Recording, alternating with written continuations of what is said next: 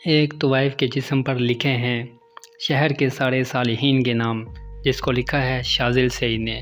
آج اس کہانی کے ساتھ ہم حاضر ہوئے ہیں۔ وہ پیشہ ور دلال تھا، آج ایک ٹریفک حادثے میں مر گیا تھا۔ عبرت کی بات یہ تھی کہ پولیس پہنچی تو اس کی لاش کتے نوچ رہے تھے۔ وہ لاہور کے بازار حسن کی پیداوار تھا، جس کو اسلام یا پاکستان کو کچھ بھی پتہ نہ تھا۔ اس نے جس ماحول میں پرورش پائی، وہاں اس نے عورتوں کے ساتھ درندگی ہوتے دیکھی، عزتوں کو پامال اور نیلام ہوتے دیکھا اور خود بھی یہ پیشہ اپنا لیا۔ اس کا نام نظر تھا۔ اس نے اپنے کاروبار کو وسعت دی اور مجبور اور لاچار لڑکیوں کو خرید کر لاہور کے علاوہ شیخ پورہ اور ننکانہ صاحب میں بھی جسم فروشی کا دھندا کروانا شروع کر دیا۔ اس کا سب سے آسان شکار گھر سے بھاگی ہوئی لڑکیاں ہوتی جن کے محبوب ان کے جسم پر اپنی ہوش منانے کے بعد اسے دلال کے ہاتھوں بیچ کر پیسہ لیتے اور چلتے بنتے۔ بعض ازاں وہ لڑکیاں یا تو روز انسانی شکل میں چھپے مختلف بیڑوں کے ہاتھوں لوٹتی اور روز ایک نئی موت مرتی، یا اس کام سے انکاری کی صورت میں اسی دلال کے ہاتھوں موت کے گھاٹ اتار دی جاتی۔ دوسرا منظر: عالیہ بیٹا، میں تمہارا باپ ہوں، میں ہاتھ جوڑ کر کہتا ہوں کہ ارباز سے شادی کا خواب دل و دماغ سے نکال دو۔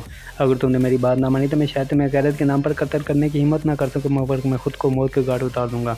عالیہ نے اپنے باپ کی بات سننے کے بغیر لالود نظریں برے باپ کے جڑیوں پر پڑے چہرے پر ڈالی۔ عالیہ کی آنکھوں میں نظر آنے والا قہر، نفرت اور کرت دیکھ کر اس کا باپ بھی لمحے بھر کے لیے سہم گیا اور دل میں اللہ تعالیٰ سے دعا عالیہ کے لیے ہدایت مانگنے لگا۔ اور دوسری طرف عالیہ، جسے اس کا باپ 20ویں باری سے حدیث کا مفہوم بتا چکا تھا کہ ترجمہ حضرت ابن عباس رضی اللہ تعالیٰ عنہ سے مروی ہے کہ رسول اللہ صلی اللہ علیہ وسلم نے فرمایا، جو صالح اولاد محبت کی نظر سے اپنے والدین کو دیکھے تو اسے ہر نگاہ پر اللہ تعالیٰ ایک مقبول حج کا ثواب بخشتا ہے۔ لوگوں نے پیچھے اگر دن میں 100 مرتبہ دیکھے تو فرمایا تب بھی اللہ بہت بڑا ہے اور پاکیزہ ہے، یعنی ہر مرتبہ دیکھنے کا ثواب حج مقبول کی صورت میں دے گا۔ مگر عالیہ غیر محرم کی محبت میں اندھی چکی تھی، شاید اس کے دل پر بھی مور لگ چکی تھی۔ اس نے والد صاحب کی سنائی ہوئی تمام حدیث مبارکہ سے کچھ نہیں سیکھا اور نہ ان پر عمل کیا، اور انتہائی غصیلے لہجے میں اپنے باپ سے مخاطب ہوتے ہوئے فلمائی اور ڈرامائی انداز میں کہا تھا کہ مجھے پسند کی شادی کا حق میرا مذہب دیتا ہے، تم کون ہوتے ہو چھیننے والے۔ اس سے پہلے کہ عالیہ کا باپ اسے اسلامی لحاظ سے پسند کی شادی کا حوالہ دیتا، اس نے اپنے باپ کو دھکا دے کر دیوار پر گرا دیا اور خود اپنے کمرے میں جا کر دروازہ لا کر کے اپنے محبوب سے باتیں کرنے لگی، جبکہ اس کے باپ کا سر دیوار پر ٹکرانے کی وجہ سے پھٹ چکا تھا اور خون اسی کی داڑھی کو رنگ ڈال رہا تھا۔ اس کے کانوں میں قریبی مسجد کی اذان کی آواز آنے پڑی۔ ساری ہمت جمع کر کے وہ اٹھا، زخم والی جگہ پر ہلدی رکھ کر مضبوطی سے سر پر پگڑی باندھی، داڑھی پر لگنے والے خون کو اچھی طرح صاف کیا اور مسجد کی طرف چل دیا۔ عالیہ نے اپنے محبوب کو فون پر اپنے والد سے ہونے والا سارا قصہ سنایا تو اس کے محبوب نے اس سے ہمدردی جتاتے ہوئے فون پر ہی اس کے باپ کو مکالمات شروع کر دیے، جیسے سن کر عالیہ بجائے جواب دینے کے ارباز کو اپنا ہمدرد سمجھنے لگی۔ ارباز نے موقع سے فائدہ اٹھاتے ہوئے عالیہ کو اس وقت گھر سے بھاگ جانے کورٹ میرج پر راضی کر لیا اور عالیہ اپنے باپ کی نماز پڑھ کر آنے سے پہلے ہی اپنے محبوب کے ساتھ فرار ہو چکی تھی۔ دوسری طرف آج عالیہ کے والد نے دعا کے لیے ہاتھ اٹھائے تو عالیہ کی طرف سے دی گئی اذیت کے بعد اس کے لیے اللہ تعالیٰ سے ہدایت نہ مانگ سکا۔ دعا کے لیے ہاتھ اٹھاتے ہی اس کے آنسو بہنے لگے اور اللہ تعالیٰ سے فقط اتنا ہی مانگ سکے کہ یا اللہ مجھے اس آزمائش میں ثابت قدم رکھنا۔ دعا مانگ کر جب وہ گھر پہنچا تو اپنی بیٹی کو گھر میں نہ پا کر گھر سے قیمتی سامان غائب دے کر وہ سمجھ گیا کہ اس کی بیٹی نے اپنے غیر محرم محبوب کی چند دن کی محبت کے خاطر اپنے سکے باپ کی برسوں کی محبت کو چھوڑ دیا۔ لوگوں کو اس کی بیٹی کے بھاگ جانے کی خبر ملتی ہے اور وہ لوگوں کے سامنے اپنی عزت کا مذاق بنتے دیکھتا اسے ہارٹ اٹیک ہوا اور چل بسا۔ یوں ایک دعا پوری ہوئی کہ اللہ تعالیٰ اس کو آزمائش میں ثابت قدم رکھا۔ ارباز نے نکاح کے لیے وکیل کو فیس دینے کے نام پر عالیہ کے پاس پڑا زیور لے کر ہڑپ کر لیا اور بعد ازاں ٹال مٹول سے کام لیتے ہوئے 6 ماہ تک عالیہ کے جسم کو بنا نکاح کے حرام انداز میں نوچتا رہا، یہاں تک جب وہ امید سے ہوگی تو اسے اپنے دوستوں کی ہوش کا نشانہ بنانے کے بعد نظر دلال کے ہاتھوں بھیج دیا۔ عالیہ جو کہ امید سی تھی مگر اس کا وجود سے اسے جسم فروشی کے لیے نظر مجبور کرتا رہا، انکار کی صورت میں تشدد کرتا رہا، یہاں تک کہ اس کے جسم پر تیز دھار آلے سے کٹ لگاتا رہا۔ جب تشدد سہ کر عالیہ ادمری ہو جاتی اور پانی مانگتی تو نظر دلال بجائے اسے پانی دینے کے اس کو اسی کے زخموں سے رسنے والا خون پینے پر مجبور کرتا۔ پچھلے 4 دن سے وہ بھوکی پیاسی اس دلال کے پاس گیا تھی اور بھوک پیاس سے نڈال ہو کر موت کے انتظار میں پڑی تھی۔ نظر دلال جب دیکھ لیا یہ اس کے کسی کام کی نہیں تو اس نے عالیہ کے بستر پر تیل چھڑک کر آگ لگا دی۔ عالیہ بھوک اور پیاس سے اتنی لاغر تھی کہ اپنے آپ کو بچانے کے لیے ایک قدم بھی نہ چل سکی۔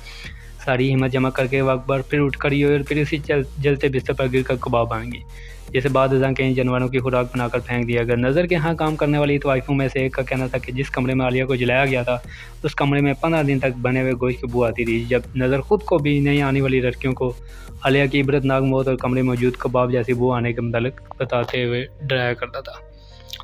آج نظر دلال کو شیخ پورہ میں عالیہ جیسے ایک ہی گھر اور گھر سے بھاگی لڑکی ملی تھی جسے خریدنے کے وہ لوکل ٹرانسپورٹ پر لاہور سے شیخ پورہ جا رہا تھا کہ اچانک گاڑی کا گیس سلنڈر پھٹ گیا۔ چند لوگ آگ سے جلس کر زخمی ہوئے، باقی سب صبح صحیح سلامت باہر نکل آئے۔ جبکہ گاڑی مکمل طور پر جل کر لوہے کے ڈھانچے میں بدل گئی تھی۔ پتہ نہیں کتنی دیر بعد جب پولیس موقع پر پہنچی تو زخمی اسپتال اور باقی بچ جانے والے گھروں کو جا چکے تھے، مگر گاڑی میں موجود ایک انسانی لاش کو کتے نوچ کر کھا رہے تھے۔ دور سے بھنے ہوئے گوشت کی آنے والی مہک لاش کی حالت کا پتہ بتانے کے لیے کافی تھی۔ یقیناً اسی بو نے آوارہ کتوں کو پیدا ہوتی تھی۔ پولیس والوں نے بڑی مشکل سے اس لاش کو آوارہ کتوں سے بچایا اور گاڑی میں ڈال کر اسپتال میں کر جہاں 3 دن تک وہ لاش پڑی رہی، اور تیسرے دن بازار حسن کا ہی ایک دلال آ کر نظر دلال کی لاش کو لے گیا، جہاں بنا غسل کفن اور جنازے کے ہی اسے بازار حسن کی ایک حویلی کے کچے کچن میں دفنا دیا گیا، جہاں پتہ نہیں کتنی مجبور لڑکیوں کو جسم نہ بیچنے کی وجہ سے نظر دلال مار کر دبا چکا تھا۔ یوں عالیہ بھی اللہ تعالیٰ کی نافرمانی کے بعد عبرتناک موت سے دوچار ہوئی تھی، اور نظر دلال کی موت نے بھی لوگوں کے لیے عبرت چھوڑ دی۔ یقیناً عالیہ کے محبوب ارواز کا انجام بھی عبرتناک ہوا ہوگا۔ یاد رکھنا، اللہ تعالیٰ کے ہاں دیر ہے اندھیر نہیں۔ ہمیں ظلم کی سزا وقت پر نہ ملنا اللہ تعالیٰ کی کمزوری نہیں، رحم دلی ہے کہ شاید میرا بندہ تو یہ تائب ہو کر میری طرف پلٹ آئے، مگر جب ہم بار بار موقع ملنے کے بعد بھی اللہ تعالیٰ کی طرف رجوع نہیں کرتے تو ہمیں عذاب الہی چکنا پڑتا ہے، دنیا میں بھی اور آخرت میں بھی۔ قارئین اکرام، اللہ کی رضا کے لیے اگر آپ کسی مجبور فیملی کو 1 ماہ کا راشن دے سکتے ہیں تو پلیز رابطہ کیجیے۔ مزید ایسی ویڈیو کے لیے ہمارے یوٹیوب چینل ناول ہی ناول کو سبسکرائب کریں اور ساتھ بیل جیسے بنے ہوئے آئیکن کو دبائیں تاکہ ہماری ہر آنے والی ویڈیو کا نوٹیفیکیشن آپ کو مل سکے۔ آج کی کہانی آپ کو ہماری کیسی لگی؟ اگر آپ کو ہماری کہانی اچھی لگی ہے تو اپنا فیڈ بیک ضرور دیجیے گا۔ شکریہ۔